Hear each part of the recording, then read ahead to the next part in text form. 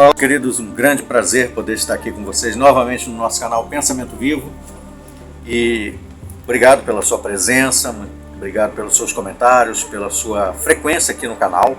Você que não se inscreveu, que está vindo aqui talvez pela primeira vez, que ainda não se inscreveu, está convidado a se inscrever também. Bem, nós vamos falar um pouquinho aqui a respeito da Bíblia e vamos chamar a atenção a alguns conselhos práticos para o nosso dia a dia. Independente de você crer que a Bíblia é ou não a palavra de Deus, tome esses conselhos para você refletir como conselhos de sabedoria para aqueles que creem na Bíblia e entendem, né, que são palavras que foram inspiradas pelo Criador, conhecido na Bíblia como Javé, Yavé, ou Yahu, ou Jeová, como queira. Né? Para aqueles que não acreditam na Bíblia, entendam apenas que são conselhos de sabedoria que vão ser muito úteis para a nossa vida no dia a dia, no nosso cotidiano. Bem, o ponto que nós vamos analisar aqui está relacionado a Provérbios capítulo 22. Então vamos conseguir analisar em pouco tempo todo o capítulo, né? Então vamos pegar aqui alguns versículos para fazer uma reflexão. Começando então com Provérbios 22, versículo 1, que diz assim: mas digno de ser escolhido é o bom nome, ou melhor então é ter um bom nome, do que as muitas riquezas, e a graça é melhor do que a riqueza e o ouro. Então o que esse texto pode nos ensinar, né? Dentre muitas coisas, vou pegar uma outra tradução da Bíblia aqui que usa palavras parecidas, ditas de forma, usando sinônimos, né? Que diz assim, ó: mais vale um bom nome do que muitas riquezas, ser estimado é melhor do que prata e ouro. Quando usa essa expressão aqui, nome, não é apenas o rótulo da pessoa, por exemplo, meu nome, Alexandre. Melhor é ter o nome Alexandre do que Cristiano. Não, não é isso. O termo nome aqui usado no texto faz alusão, ou faz referência à reputação da pessoa. Ou seja, reputação está relacionado ao conceito que as pessoas têm, de um modo social, no modo geral, a respeito da nossa pessoa, né? Ou seja, por mais dinheiro que nós tenhamos, por mais riquezas que nós tenhamos, se a nossa reputação, se o nosso nome, a imagem que as pessoas têm a respeito de nós, não que essa seja a coisa primária na nossa vida, não devemos viver preocupados primariamente com o que os outros pensam de nós, é claro, mas a nossa reputação, ou seja, o nosso caráter, aquilo que é transparecido a respeito da nossa personalidade, a nossa persona, o nosso interior, aquilo que nós exteriorizamos através das nossas palavras e ações, essa é a nossa reputação, esse é o nome que nós estamos construindo. Então, que nome você está fazendo para você mesmo? Que tipo de nome? Você tem qual reputação? De uma pessoa preguiçosa? De uma pessoa que corre atrás? De uma pessoa que é, digamos assim, acomodado? Brigão? Um beligerante? Uma pessoa briguenta? Uma pessoa tranquila? Uma pessoa humilde? Uma pessoa modesta? Uma pessoa arrogante? Pretensiosa, soberba, orgulhosa? Que tipo de reputação você está fazendo para você mesmo? Uma pessoa gananciosa? Uma pessoa generosa? Entendeu? Esse é o nome que nós construímos através das nossas ações, da nossa vida, né? Por exemplo, por simplesmente algumas características, nós reconhecemos alguns personagens da história. Por exemplo, digamos assim, quando se fala em ditador, automaticamente nós lembramos de quem? Hitler, não é? Se a gente falar de uma pessoa invejosa, a gente lembra de Caim, da Bíblia, não é isso? Se a gente lembra de uma pessoa paciente, automaticamente lembramos de Jó, não é isso? Digamos assim, se a gente pensar numa pessoa que, vamos pegar um exemplo, corajoso, um exemplo de coragem, a gente lembra de Davi contra Golias. Ou seja, que reputação você está fazendo para você? Né? De que adianta nós conseguirmos bens, materiais, riquezas, etc., se o nosso nome, a nossa reputação não vale nada, vale um lixo? Então nós devemos preservar a nossa reputação, o nosso bom nome, porque isso vale mais, diz aqui o texto de Provérbios, do que as riquezas. Outro conselho que a Bíblia nos dá aqui é Provérbios capítulo 22, versículo 3, que diz assim: o avisado, ou o atento, né? A pessoa arguciosa, a pessoa que tem expertise, que é uma pessoa atenta, esperta, vê o mal e esconde-se, mas o simples ou o tolo né? O inexperiente passa e sofre a pena, ou sofre o resultado da sua imprudência. A outra tradução da Bíblia diz assim: quem é prudente vê o perigo e se esconde, mas o inexperiente vai em frente e sofre as consequências. Então, a arte da prudência, é claro, nós queremos frisar isso. O melhor é agirmos com cautela nas nossas ações. Não quer dizer que nós vamos ser pessoas apavoradas, medrosas, que vivem na inação, que não agem por medo. Não é isso. Mas envolve preparação, envolve prudência, precaução. Ou seja, preparação não é uma paranoia. Não é disso que o texto está falando aqui. Por exemplo, em sentido financeiro, uma pessoa que recebe uma indenização, vamos supor, trabalhou anos, aí se aposentou, aí ele vai receber sua indenização de tempo de trabalho, ele vai receber sua indenização de fundo de garantia, né? Vai pegar lá os valores que ficaram acumulados para a sua previdência, visando a sua aposentadoria. Então ela pegou um montante de dinheiro, o que ela vai fazer? Uma pessoa imprudente sai gastando de qualquer jeito, sai aplicando em áreas financeiras de aplicação sem antes fazer um estudo do mercado. Por exemplo, o que está rendendo mais hoje em dia? Quais são, se for aplicar em ações, né, para saber quais são as empresas, quais são as ações que estão mais estabilizadas no mercado, com um rendimento maior. Estamos falando em área de financeiro. Vou comprar um carro, por exemplo, quais são as chances de eu conseguir vender esse carro depois, se eu precisar? Na época lá dos anos 80, foi nos anos 80 que surgiram os carros russos aqui no Brasil, como o Lada, o Niva, né? Quem adquiriu esses carros não conseguiu depois vender, depois que entraram os carros importados no Brasil. Por quê? Porque eles eram carros que tinham problemas de mecânica, peças de reposição e carros ruins, né? Também de conseguir liquidez, não tinham liquidez para poder vender. Imóveis, pessoas compram imóvel e depois não conseguem vender, às vezes em áreas que são perigosas. Ou seja, quem vai querer comprar um terreno ali, um imóvel ali, naquele lugar? Então, o que acontece? A gente está falando só do exemplo do campo financeiro, mas pode se aplicar também em outras áreas, dentro do matrimônio. A pessoa que está, por exemplo, em busca de um cônjuge, ela precisa analisar, né? Aquela pessoa me trata tão bem, ela é tão carinhosa, tão educada comigo, mas como ela trata os seus pais? Como é que ela trata os seus familiares? É daquele jeito ali que ela é no dia a dia. Quando ela está com você, talvez ela seja um doce, um anjo, a perfeição. Mas e no dia a dia, como é de verdade? Porque é dessa forma que ela vai conviver com você, caso vocês venham a se casar. Entendeu? É mais ou menos isso.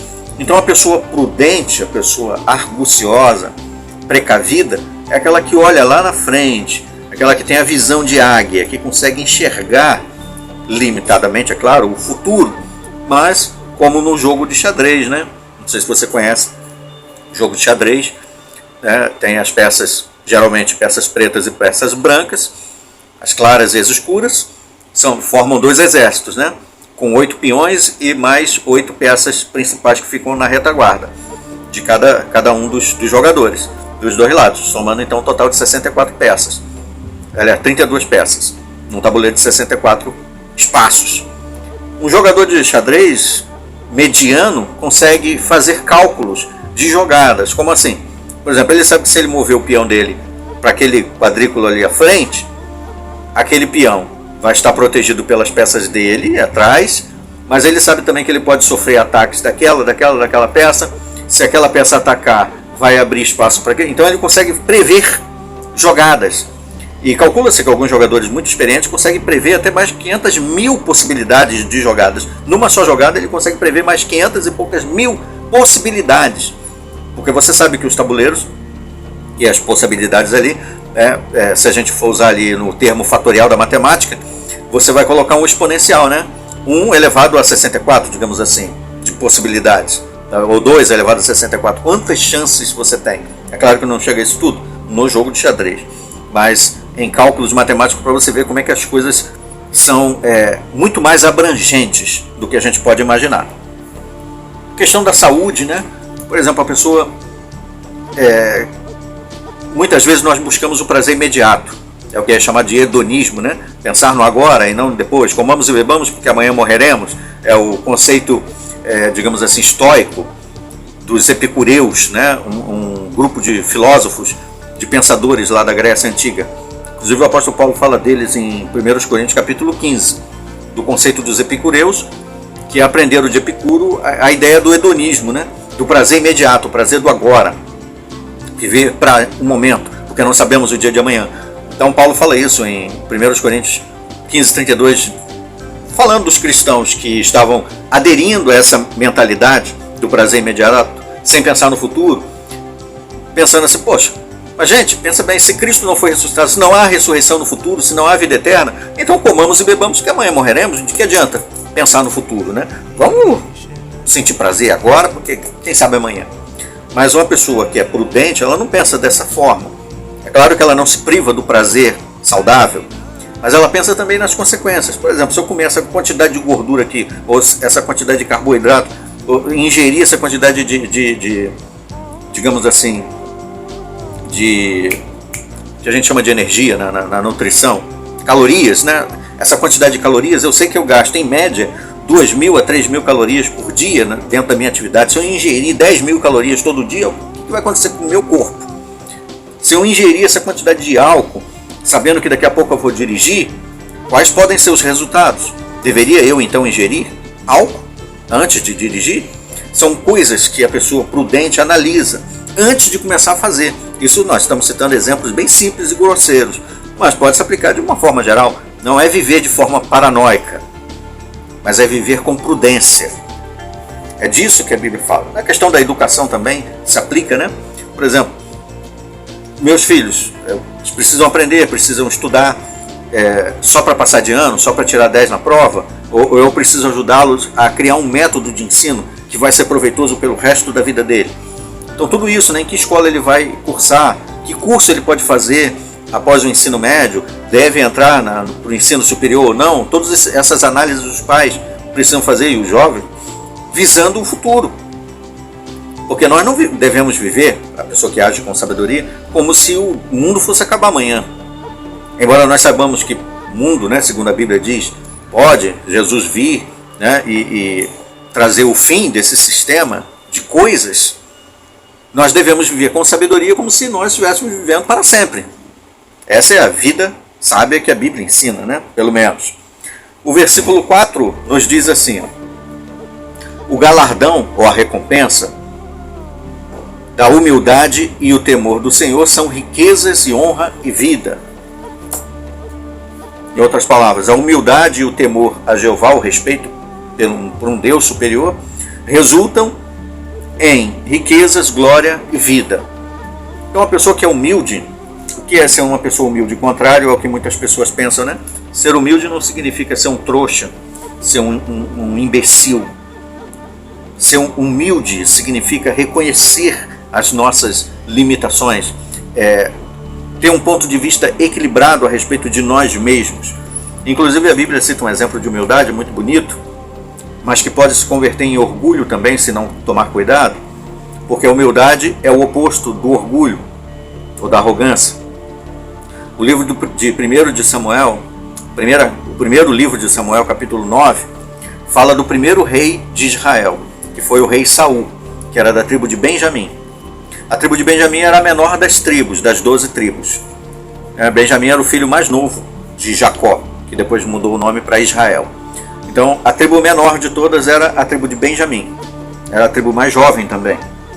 Então, 1 de Samuel, capítulo 9, versículo 21, nos fala do momento em que o profeta Samuel foi buscar Saul, que era jovem na época, para que ele se tornasse o rei da nação de Israel. Olha as palavras de Saul, em 1 de Samuel, capítulo 9, versículo 21. Saul respondeu: não sou eu benjaminita, da menor das tribos de Israel? E não é a minha família a mais insignificante de todas as famílias da tribo de Benjamim? Então por que o Senhor está me dizendo isso? Quer dizer, as coisas que Samuel, o profeta, estava falando para ele, que ele foi escolhido para ser rei, etc. e tal. Ele tinha uma visão realística a respeito da posição dele. Não era uma tribo proeminente, como a tribo dos primogênitos, Ruben, ou de Judá, que foi, né, profetizado na morte, no leito de morte de Jacó, como aquela que herdaria o trono no futuro, por meio de quem viria o Messias, o leão da tribo de Judá.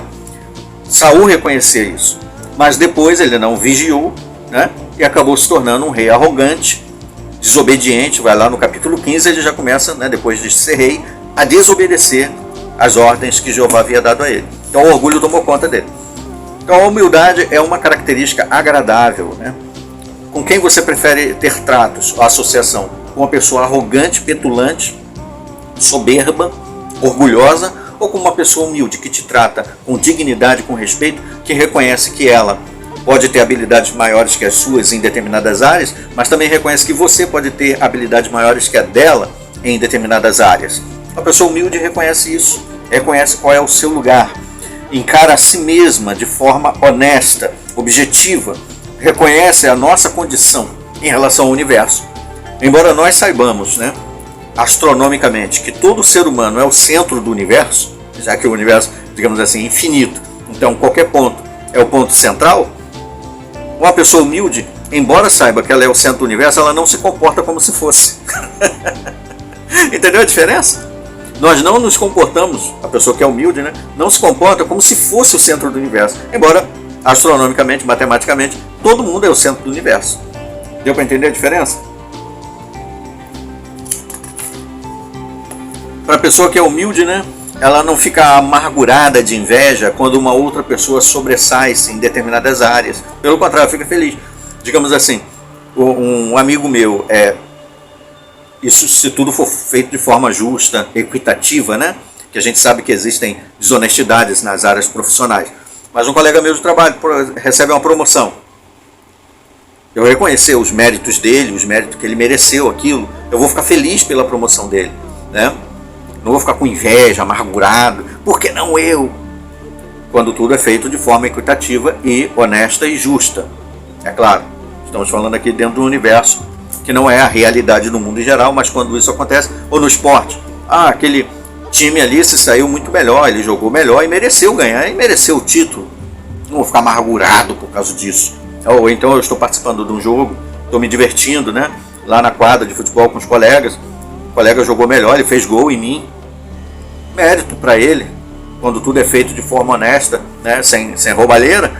Excelente, que modo de que alegria, né? Ser humilde então envolve força e não fraqueza. Muitos acham que a pessoa humilde é fraca, mas exige força, exige muita força moral para a pessoa ser humilde, não ser autoritária, não ser bajuladora, não ser falsa e nem ser hipócrita. A pessoa humilde não precisa desses subterfúgios, não precisa ser autoritária, usar autoritarismo. Ela não precisa disso, exigir, forçar as pessoas a respeitar. A pessoa humilde conquista o respeito. Não precisa bajular ninguém. Ela é honesta. Entendeu? Ela não precisa ser hipócrita, não precisa fingir quem ela não é. Ela não precisa desses recursos que são falhas de personalidade. A pessoa humilde não precisa se disfarçar, vestir um personagem para viver. Ela simplesmente tem um conceito equilibrado sobre si mesma. Os versículos 6 e 15 do capítulo 22 fala a respeito da criação dos filhos. No 6 fala assim: instrui o menino no caminho em que deve andar, e até quando envelhecer não se desviará dele. O 15 fala assim: a tolice está ligada ao coração do menino, mas a vara da correção a afugentará dele. Então a Bíblia nos orienta aqui como pais a darmos a educação correta, necessária aos nossos filhos, a disciplina necessária, que é traduzida aqui na Bíblia como vara, usando o exemplo daqueles que cuidavam do rebanho, que utilizavam varas para guiar o rebanho, para abrir caminho na mata, e também para espantar os animais selvagens, e também para poder guiar as ovelhas perdidas. Então a vara é utilizada aqui como sinônimo de disciplina. Mas para disciplinar e ensinar os filhos e dar um bom exemplo, nós lembramos daquela frase que diz que uma figura vale mais do que 1000 palavras. Já ouviu isso, né? Porém, podemos afirmar que um bom exemplo vale muito mais do que milhões de figuras ou de que palavras. Dar o bom exemplo é a melhor forma de ensinar. Nós ensinamos falando e ensinamos muito mais dando exemplo. Por isso que a Bíblia fala aqui em Deuteronômio capítulo 6, falando paralelamente, Deuteronômio capítulo 6, as orientações que o Criador estava passando para a nação de Israel, através de Moisés, ele disse assim: Estes são os mandamentos e os decretos e as decisões judiciais que Jeová, seu Deus, ordenou que eu lhes ensinasse. Moisés falando para o povo. Para que vocês os obedeçam quando atravessarem para a terra da qual vão tomar posse. Eles estavam no deserto, iam atravessar o rio Jordão e iam para a terra prometida. Ele fez isso para que você tema a Jeová, seu Deus, e guarde todos os decretos e mandamentos que ordeno a você, seus filhos e seus netos, durante todos os dias de sua vida, para que você viva por muito tempo. Escute, ó Israel. Ele está falando aqui para os homens, para os chefes das casas da nação de Israel. E obedeça cuidadosamente, para que você seja bem-sucedido e você se torne muitos numerosos na terra que mana leite e mel, assim como Jeová, o Deus de seus antepassados, lhe prometeu. Escute, ó Israel, Jeová nosso Deus é um só Jeová. Ame Jeová de todo o seu coração, ame Jeová seu Deus de todo o seu coração, de toda a sua alma, de toda a sua força. Agora perceba, antes de ensinar os filhos, estas palavras que hoje lhe ordeno devem estar no seu coração. E aí, depois que eles absorvessem todos os mandamentos e colocassem essas palavras no coração, ou seja, que fizessem parte do ser, versículo 7, e você deve inculcá-las a seu filho e falar delas, sentado na sua casa, andando pela estrada, e ao deitar-se, ao levantar-se. Amarre-as como uma recordação na sua mão, e elas devem ser como uma faixa na sua testa. Escreva-as nas laterais da entrada da sua casa e nos portões da cidade. Em outras palavras, elas devem fazer parte da sua vida cotidiana, sempre, em todas as ações da vida. Elas devem estar no seu coração. E uma vez que estiver no coração dos pais, o que eles devem ensinar aos filhos, aí sim eles vão poder ensinar aos filhos, porque eles vão ensinar não só por palavras, mas também pelo modo de vida. Então, se nós queremos ensinar nossos filhos a serem honestos, nós precisamos agir com honestidade. Se quisermos ensinar nossos filhos a serem verdadeiros, a falarem a verdade e não mentir, então não devemos ensinar nosso filho a mentir. Quando for atender o telefone, fala que eu não estou aí não. Entendeu? Tem pais que fazem isso. Cobra do filho para o filho falar a verdade, mas dá um mau exemplo, sendo desonesto, preguiçoso, inventando desculpa para não ir trabalhar. Quer o quê? Que os filhos façam o quê quando crescer? Que invente desculpa para não ir para a escola? Que quando se tornar um adulto seja um irresponsável no trabalho?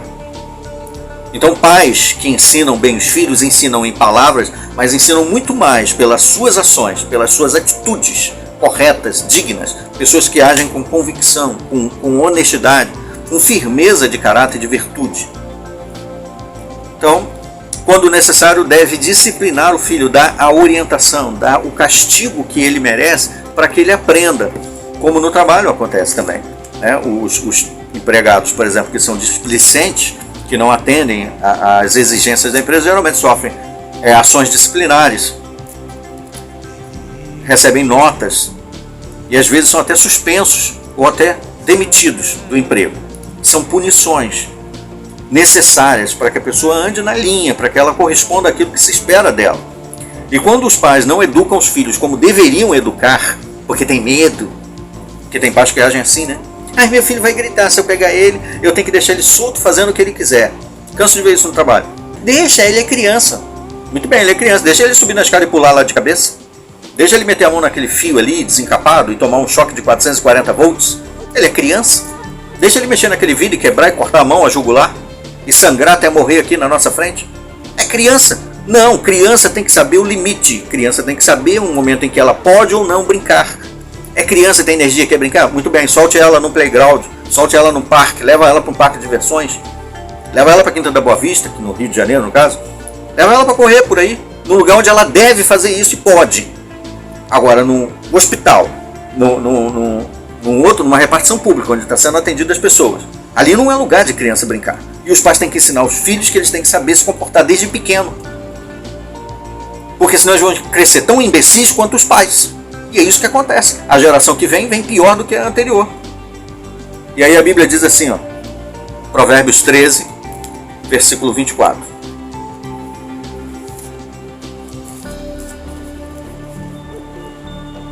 Quem refreia a vara odeia seu filho. Ou seja, quem não disciplina, na verdade ela pode até dizer que ama, beijar, dá presentinho. Mas se ela não dá educação, não dá disciplina, não corrige quando deve e como deve, Na verdade, ela está demonstrando nas ações que ela odeia o seu filho, porque ela está criando um monstro para o futuro que vai se tornar pior do que ela mesma, do que o próprio pai ou mãe, e vai receber o resultado disso no futuro das pessoas que não vão tolerar esse tipo de comportamento. Mas aquele que o ama não deixará de discipliná-lo, diz Provérbios 13, versículo 24. O 19, versículo 18 diz assim, ainda complementando: discipline o seu filho enquanto há esperança, não se torne responsável pela morte dele. Olha que conselho de sabedoria maravilhoso. Provérbios 29, versículo 15. Aliás, no 19 ainda diz assim, ó, o homem que se irrita facilmente será punido, se você tentar poupá-lo, terá de fazer isso vez após vez. Os pais que não dão a disciplina, toda hora fica, não mexe aí não, vou te botar de castigo, e não faz nada. Aí a criança sabe que o pai é um bobão, a mãe é uma idiota, e continua desobedecendo, porque sabe que não vai fazer nada mesmo. 29, versículo 15.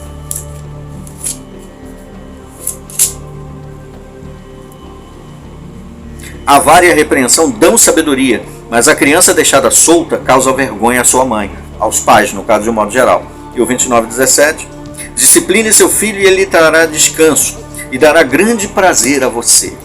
Quando nós disciplinamos nossos filhos, ajudamos para que eles se tornem adultos competentes, qualificados para viver no mundo. Não é que eles vão se tornar robôs frios. Nós vamos permitir que nossos filhos ajam como crianças, dentro dos limites de que uma criança pode agir, num ambiente em que é propício para uma criança agir assim. Vamos dar a eles o amor, carinho, afeto. Mas a disciplina e orientação também são demonstrações de amor. Do contrário, é demonstração de ódio, mesmo que seja mascarado com presentinhos, beijinhos e agradinhos. E esses são conselhos de sabedoria que estão contidos na Bíblia, que servem para você, para mim, independente de você ter qual religião que você tenha, ou não tenha religião nenhuma. E foi um prazer para mim compartilhar com vocês aqui toda essa informação. Aguardemos então os nossos próximos vídeos. Até lá.